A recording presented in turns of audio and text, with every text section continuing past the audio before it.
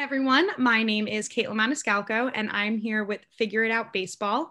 Today is our first episode of the new series, Dugout Confessions, where we will be talking to college athletes about their experiences in the recruiting process. Today, I'm joined by Jonah Katz, a senior catcher on the Colby College baseball team from Point Lookout, New York. Jonah, thank you so much for being here. Thanks for having me. Appreciate it.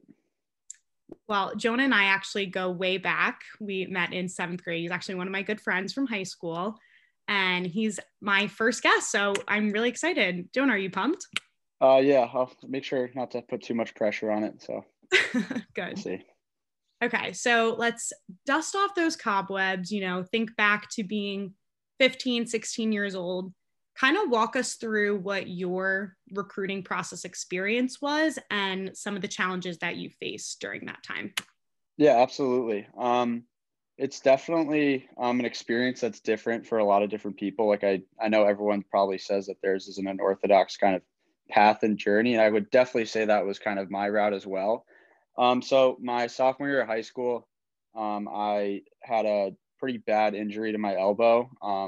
And so it required like reconstructive surgery and this whole thing. And so prior to that, obviously, like most kids that my age at that time were like, all right, I want to play Division I baseball and, chase that dream. And so I kind of felt like I was missing a very big portion of kind of my recruiting experience. Because when you're 15, 16, that's where you're going to a lot of different camps and stuff like that. But with my injury, obviously I had to rehab for 6 to 8 months. So I was out. And so like I kind of took a break from that and the whole baseball recruiting for a while up until I was like late 16, like early 17 years old. And the biggest thing was just getting my name out there, because there were a lot of other kids who were already committed way before me.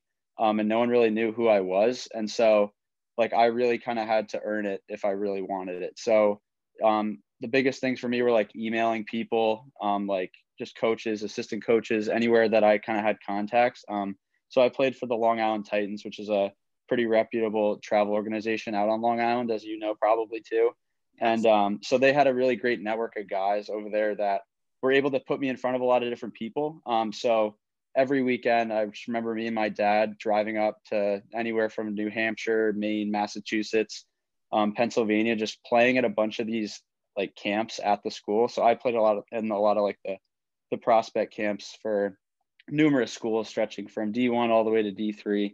And that was a grind. I mean, that was basically my entire junior summer, just kind of doing that back and forth. And it obviously paid dividends now, but I mean, at times that was probably the most challenging thing, was just the sacrifices that you have to make just to get out in front of other coaches is pretty crazy. I mean, I just like my entire junior summer, I was either playing for the Titans in tournaments in front of coaches, or me and my dad going up and staying at a Holiday Inn every weekend and going to different schools in Mass and all that. So it definitely was a mental toll, just because there's so much uncertainty. And I'm especially like now with student athletes, they can't even go to a lot of these schools and see what's going on with them and going to these camps, just given the environment we're in.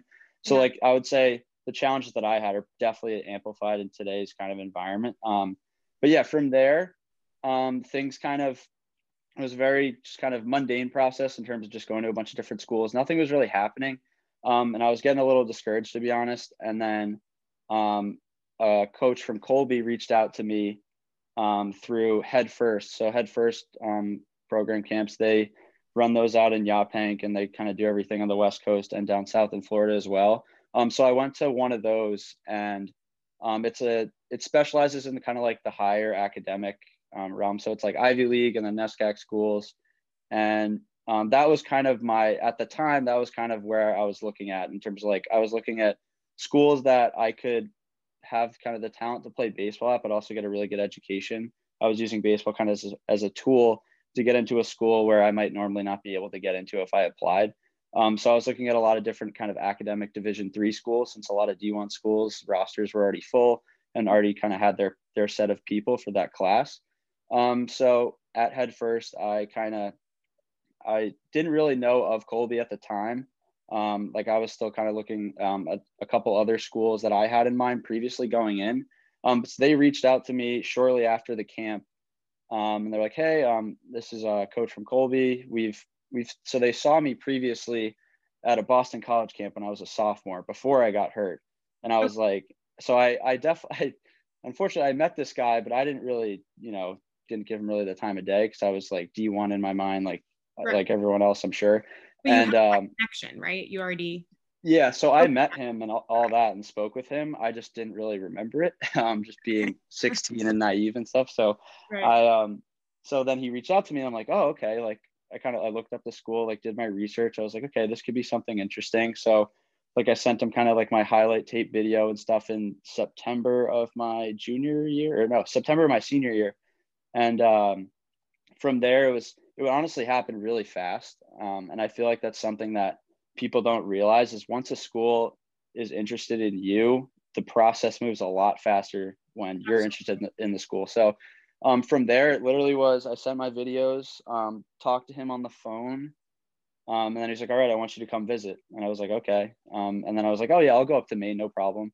Next thing you know, I'm driving 10 hours with my dad up to Maine. And yeah, the visit experience was fantastic. I mean, obviously I'm here now, so Colby's been a great fit for me, but in terms of just like the details of a visit, at the D3 level in the NESCAC, it's pretty basic. I would say like they walk you kind of through the academic side of things. So I sat in on a class with the junior captain at the time, Oh, nice. and kind of got to learn a little bit more just like what the classroom environment is there.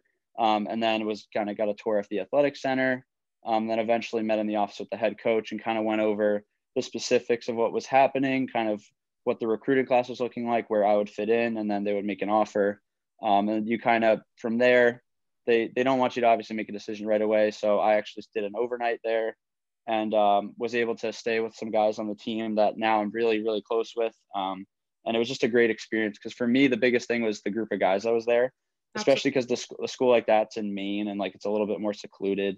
And I'm not going to be around all my friends that I had in high school. So it was really nice to have that family environment. And that was kind of the biggest selling point for me, alongside obviously like going to a school that is very good academically and competes in a very good conference. So kind of the mixture of factors worked out really well for me. And so I pulled the trigger on the decision. And yeah, I would have, if I could go back in time, I'd do the same exact thing. So. Awesome. Well, I love to hear how you had such a successful experience in the recruiting process, despite being injured during those prime years of when you have to get recruited. You touched a little bit on this, and I think as someone who also had to get recruited for softball, I experienced the same things. Talk to me a little bit more about that mental approach and the differences of trying to get like mentally ready for those camps and clinics where you have to, I mean, they say like you have to perform well, but now you're in front of these college coaches, stakes are high as opposed to playing at a tournament when you're not really worried that people are watching. Like, how did you get yourself mentally prepared for those type of experiences? Yeah, no, it's a great point. It's something that was definitely challenging, especially in the beginning. I remember my first couple of camps, I was so nervous, and like I feel like that's just kind of the way it's going to be due to the fact that you're there for a reason. They're there for a reason. It's not like, oh, some college coach is walking around like baseball heaven or Diamond Nation and just happens to like come across your game. Like there's, and especially like for me, kind of my formula for like going to these camps was like I wanted to make sure that there was at least some sort of dialogue before I went to these camps. So I'd email usually the assistant coaches, and kind of send them some of my videos, kind of let them know where I'm at in terms of just like the recruiting process and stuff. And just kind of get that going back and forth because you want to, obviously there's so many people that go to these camps. Right. And I mean, we run them here at Colby and it's just, there's so many kids. And so like, you always want to be the one to try and stand out before, and whether that's like an email or maybe a coach calling on your behalf, within your travel organization. That was like the preliminary steps I took. But in terms of like my own preparation, I started to kind of just realize that it's like whatever happens.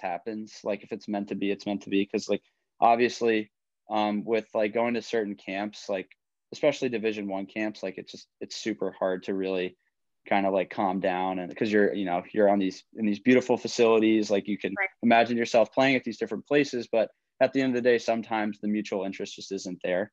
But for me, it was very much in terms of performance, like just kind of playing the way I normally would play, and kind of ignoring like the radar guns, the stopwatches, and all that stuff. And after a certain time too, once you go to a bunch of different camps, you kind of get used to the way it works and the way it operates, and you get a little bit more comfortable in that. So I remember like my last few camps, like I was kind of, I think Andrew, one of my friends who's on the team now here at Colby, he was at one camp with me, and it was honestly the most fun camp I've ever been to, because I was just very loose and relaxed. And that's the way you got to play, because that's the way you're going to play in college anyway.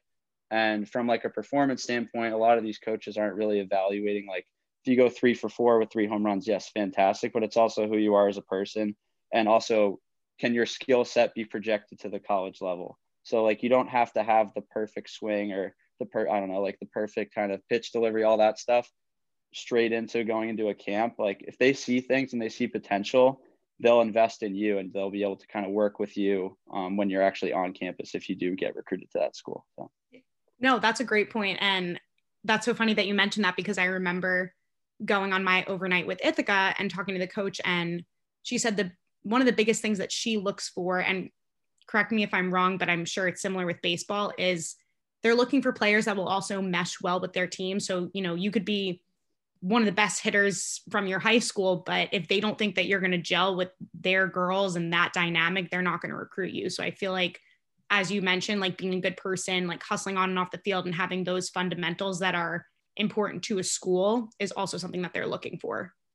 Yeah, exactly. Like personal fit is a huge thing. And just because we have experience with recruits here at Colby as well, because I don't think people realize that you're spending so much time with your teammates that you really got to make sure that you're getting along with them, both on the field and off the field, because you're living with them for 4 years, and those connections that you have are going to last a very long time. So it's super important just to also be very personable, and not only with your teammates, but also your coaches. You want to be a coachable person, and just kind of being able to have a healthy relationship with your teammates and your coaches is something that's super important, especially for a 4-year baseball career or softball career. So. Yeah, absolutely. And if you could give any advice to either a middle schooler or a high schooler that's looking to get recruited and play at any level in college, what would you say to them? I would say don't be afraid to put yourself out there. Like, these coaches obviously are looking for players, but you're also looking for a school. At the end of the day, like, it's your decision if you want to go to a school or not. And in terms of just interacting with coaches, like, don't be afraid to put yourself out there, and don't be afraid to believe in yourself as well, because you want to bring value to them, and they want to bring value to you with not only like a great athletic career, but also a great education. So I'd say that's the biggest thing. And then in terms of performance, just keep working, because like when you get to the college level, your mental capacity is going to be tested in terms of just the days that you don't want to hit, you're going to go hit. The days you don't want to lift, you're going to go lift. It's stuff like the little things like that, and being able to be consistent now when you're younger, and building a really good habits and kind of just an overall just strategy on how like you want to get better and develop personally as a baseball or softball player is super important. And then if you can bring that to the college level, you're going to have a lot of success. So. Awesome. Thank you so much, Jonah. Okay, so this is the last question. It's not hard. Don't worry. Okay. It's something I'm going to ask pretty much all of the athletes that I interview. If you could pick one of the funniest memories from your college baseball experience so far, what would it be? We had practice and everything, and they needed athletes to compete in this like halftime dodgeball event. Oh no. Against members of the athletic administration at Colby. So like against like the athletic director and like a lot of different people there. Right. So like me and a couple of my friends on the team were like, yeah, we'll sign up for it. Let's do it. Didn't really know what we were getting ourselves into. And because we're like, oh, we're baseball players. Like, we can do this. And so we get into the arena, and there was a lot more people there than we expected. Given it's like Division III athletics in Maine, like we usually don't get that many fans, but right. When we walked in there was a lot more people than we were all comfortable with. And it's just all the members of the athletic administration on one side and then us on the other. And as soon as they blew the whistle for dodgeball, it was just chaos, absolute chaos. But it was so fun and just hilarious. Yeah, I mean, I got absolutely drilled by like one of the members of the administration. It was so funny to look back on. We were like, oh my goodness, that was so much fun. But yeah, just little things like that. Like, obviously on the field, there's so many different funny things that happen. Right. But especially like those memories off the field that you make. I mean, playing dodgeball in the middle of a like basketball halftime show is pretty cool. So just little things like that are super fun. And yeah, it's always fun to look back on. So. That's awesome. I would have paid really good money to watch you play dodgeball at halftime. Oh yeah, no, it was worth the price of admission, which was free. So. Oh, they're not charging for No, they're not. free No. basketball. I wish they should have. It was pretty good. Oh my gosh, that's awesome. Well, Jonah, thank you so much for being here and taking the time, and best of luck this season on the field. Fingers crossed that you guys will be having a season. Yeah, thank you very much. Appreciate it.